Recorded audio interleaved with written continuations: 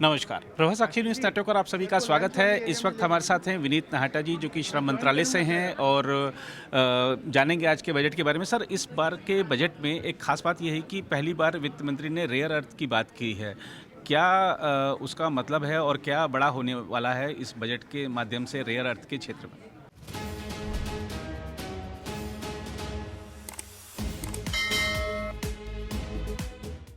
Rare earth magnetic minerals जी।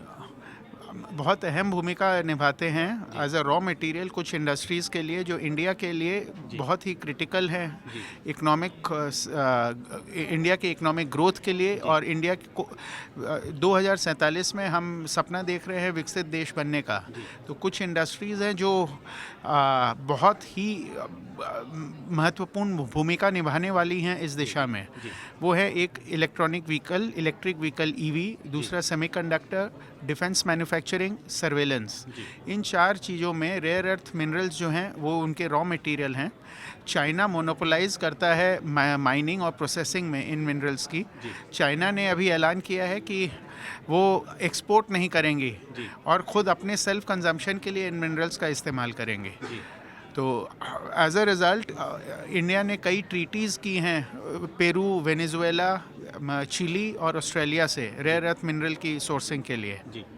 पर आज जो माहौल है जहाँ ट्रेड टैरिफ्स, जियोपॉलिटिकल टेंशन्स और अनसर्टेनिटी, इकोनॉमिक अनसर्टेनिटी इतनी बढ़ी हुई है कि ट्रीटीज़ के ऊपर डिपेंडेंट रहना पर्याप्त नहीं है।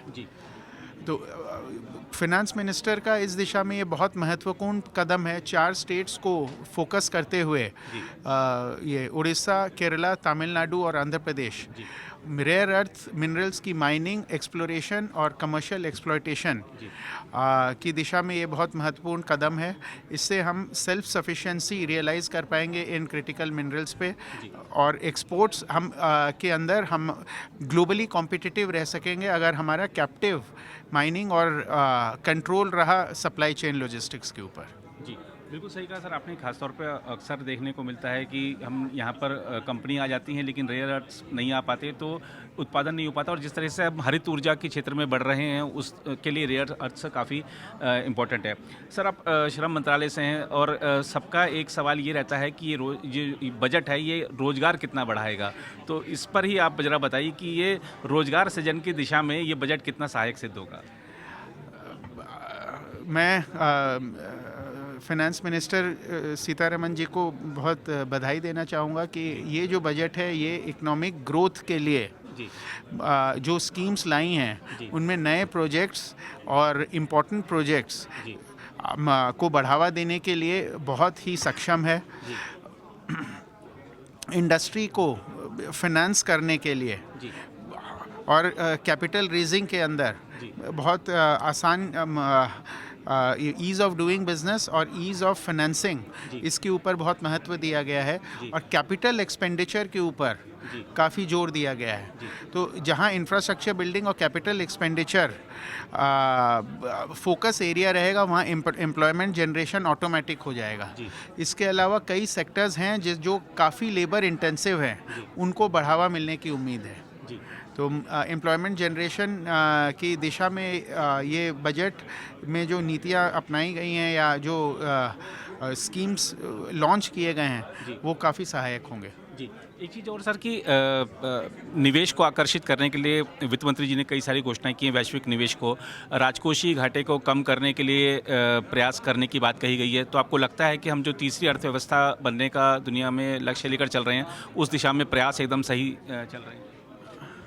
हमारे 2047 तक विकसित भारत हमको बनना है। $5 ट्रिलियन की इकनॉमी का टारगेट को रीच करना है। और आज के दिन जो प्रमुख चैलेंजेस हैं उनको ओवरकम करना है। अब ग्लोबल अनसर्टेनिटीज़ हैं, इसके अलावा फॉरेन एक्सचेंज के अंदर डॉलर की मजबूती और अन्य जो ग्लोबल करेंसीज़ हैं उसके मद्देनज़र हम रुपया कितना स्थिर रहता है और उनको कैसे टैकल कर सकता है, ये एक महत्वपूर्ण विषय है। फॉरेन इन्वेस्टमेंट का आना हमारे फॉरेक्स रिज़र्व को भी बढ़ाएगा, महंगाई को कम करने में काफ़ी सहायक होगा और हमारी अर्थव्यवस्था को काफ़ी इससे मजबूती मिलेगी।